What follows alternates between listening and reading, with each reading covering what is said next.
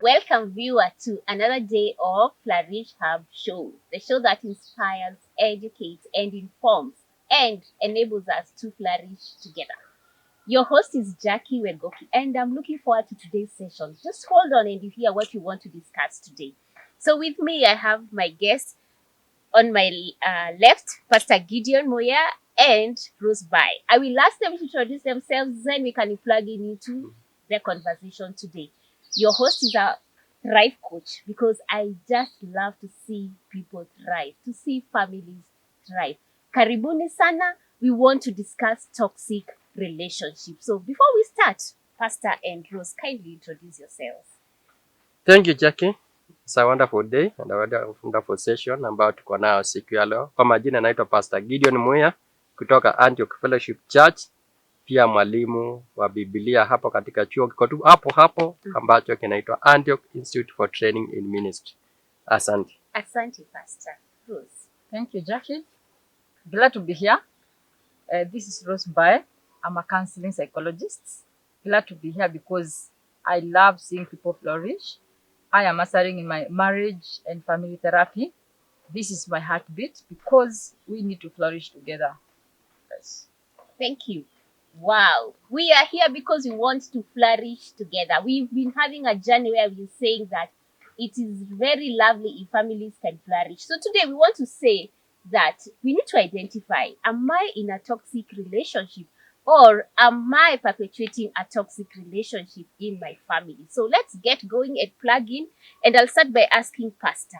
Pastor, when we talk about toxic relationship, what does it mean to you? Toxic relationship kwa kawaida ama lugha tu ya mtu Mkenya wa kawaida. Unajua Jackie, kuna kitu moja nimekuja ngundua kwamba kumbe hii TV ya UTV ya kwamba imeenea sana kwa mwananchi wa kawaida. That's what I've come to realize.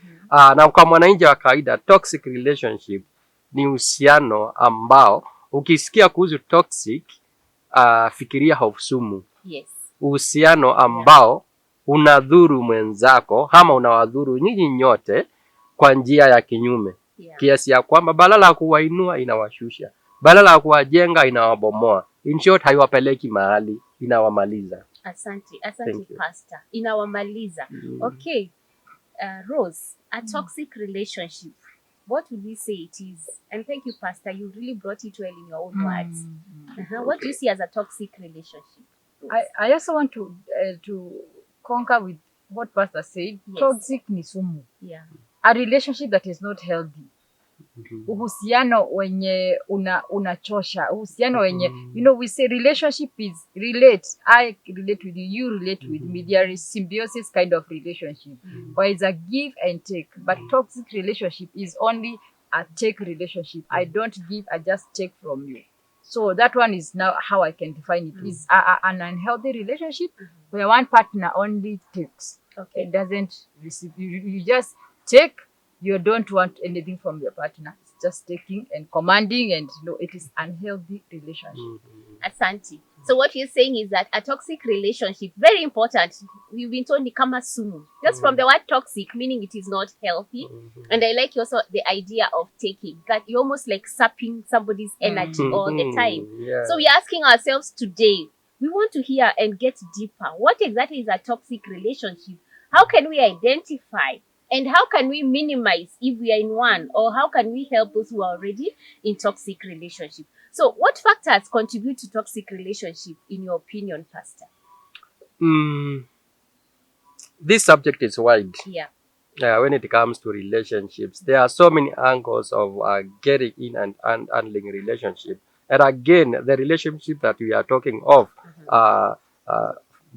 in a family, because nafikiria ile kibarua umetupatia kikubwa sana ni kuangalia boma, nyumba, mahusiano za nyumba.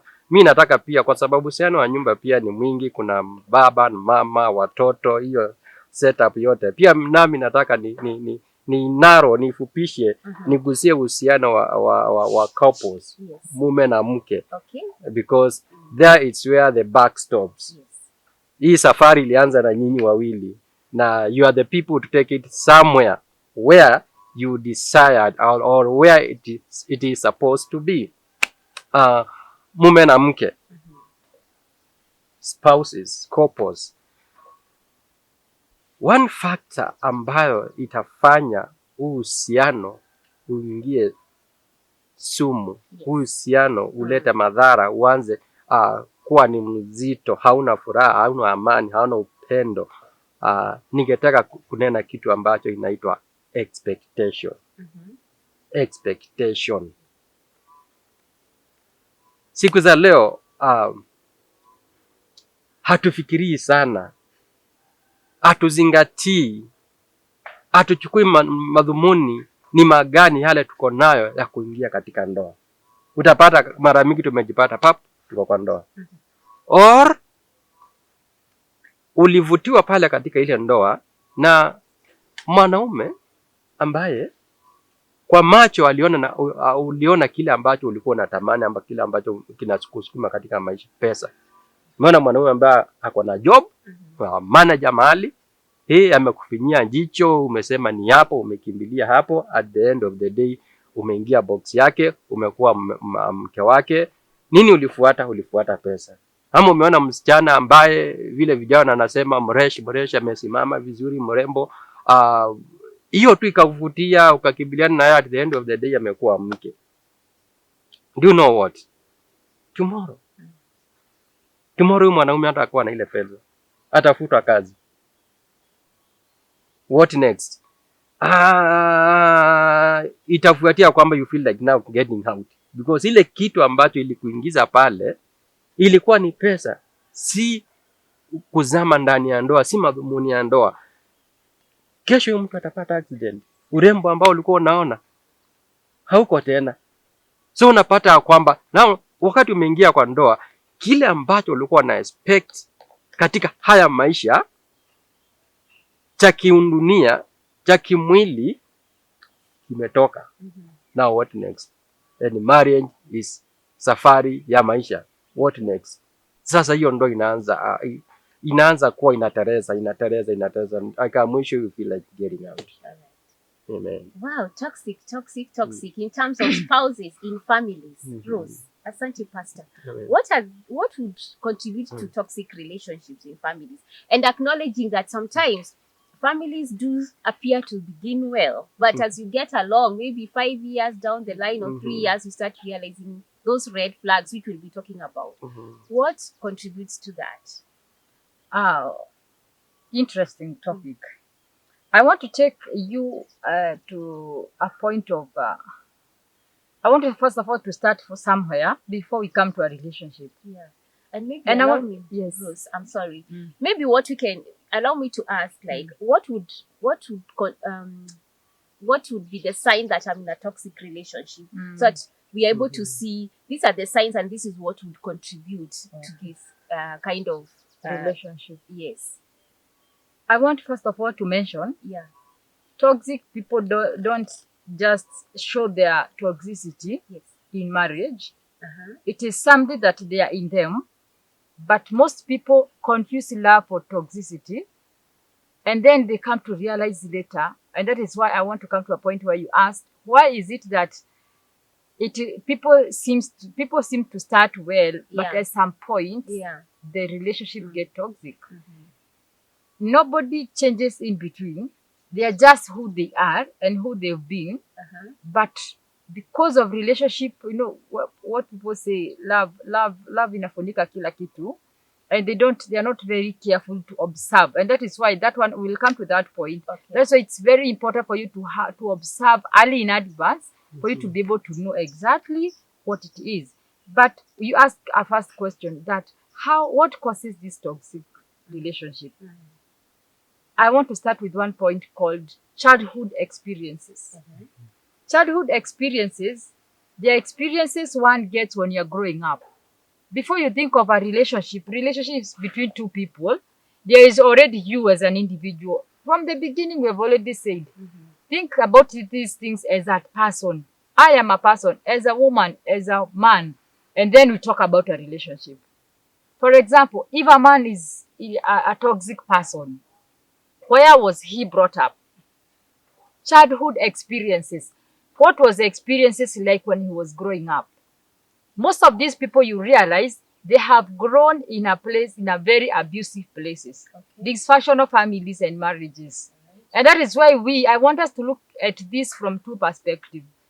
As a person, I am in a family and I don't want to bring up toxic children who will end up to have a toxic relationship. But as an individual, have I grown? What are some of the pains have I gone through? Because when you realize toxic people grow up in a family where you were never allowed to say anything because this is my house. You realize growing up, your parents had a very, very bad relationship. Maybe they were fighting and they could not allow you to talk. This kind of family that, when a man talks, you go running, and you have been brought up knowing in this family we don't talk. Yeah. You have grown up with that fear. And then what happens in life, when now you get married, you are looking for someone and you realize this is how I've been nurtured. Yes, what we call nature and nurture. What I have grown knowing is this is a bad thing. And you see, psychologically, you develop some fear and you see what happens now. Growing up because you're in someone's house, you have no choice. But wait until now you marry and you realize, by the way, I am a man here. Sasa ni mimi nitasema, all these years I've never been allowed to talk. I am the one who's going to talk now. And so you realize you are actually now portraying the same things that you have seen growing up. It's psychological, and also we call it nature and nurture, because the fact that this was your father, and you saw him growing up knowing that this is how men react. Yeah. You tend to take after him. Yeah. Or you psychologically, you are so repressed. So right now it's like, sasa umekuwa free. And now you want to make sure that every other person in that house, atajua mimi hata mimi ni mwanaume hapa. So that is how, one of the things I wanted to look from that perspective. Because so many people are struggling with this and they are not aware. I hope and I pray that this session will make you understand that you need to have a self-evaluation. How did I grow up? What are the pains that I went through? Could it be the reason why I treat my spouse the way I do? Could it be there's some things that affected me growing up, and I have no clue that maybe I'm too harsh to my wife or to my husband? Yes, that is one of the things. So one of the things, not one, but you brought several aspects here, Rose, from a psychologist's point of view. I think you've talked about the traumatic experiences in childhood that actually they escalate if you don't deal with them. Yes. So you find that if you went through rejection, if you went through an environment that was so repressive, that you're actually most likely going to do the same if you don't deal with it in your adulthood, even to your marriage. And I like when you say also that, what I'm trying to remember, that as you continue to grow, the whole aspect where we were saying last time about role modeling, you're bringing in that you grew up in the environment where what was modeled was, this is how men behave. That repression, maybe they're the ones to talk, or this is how women behave. And for the children, that time you were a child, you thought this was okay. So you grew up knowing this is the right way, yet you're not realizing how toxic that is. Okay. So how would I know that I'm in a toxic relationship? And maybe Pastor, from your point of view, because you said Misumu unhealthy, how would I know that I'm in a toxic relationship? You see, a relationship is topped off in the Bible. And when you are not exercising, when you are not walking, when you are not relating with the word, those are the first signs. How, if I may ask? Because kwanza tusingojee tuone ya kwamba amenifanya ama ameniongelesha and so on and so forth. You see, for sisi wanadamu, diposa tuishi, diposa tukue energetic, diposa tukue able kuendelea na maisha, you must be eating and drinking, right? For the body. Na utapata kwamba wakati haujakula, you are weak and you are not able to do exactly those things which you are supposed to do when you are strong, right? You are not energetic. It's the same with our spiritual life, ambayo kwamba since the word of God is our fuel, is our direction. Wakati unapata kana kwamba sasa kwa mboma Biblia ama neno la Bwana halijulikani, it is not handled, it is not shared, to me those are the first signs ya kwamba things are not well, because what will follow tomorrow or the next minute ni ya kwamba mutakuwa mna handle issues outside the word. So first thing, for instance, is the man interested in the word of God, or is the woman interested in the word of God? If this woman is not interested, if this man is not interested, now those are signals. Point number one, the very early stage of signals is that interest of the word of God in that house. Is it there? I'm coming back to you, Pastor, because I want to ask you, supposing I don't treat the word of God as a spouse, but I'm not abusive. I'm thinking in terms of toxic relationship being, and maybe Rose will confirm this, a long-term kind of abusive relationship whereby you find a repetition of abuse, a repetition of actions that really drain somebody, a repetition of a lot of over controlling of one of the spouses. I'm thinking toxic in terms of that. So I wonder what you'd say about the fact that sometimes you might find people who do not read the word. They may not even be going to church, but they're not abusive.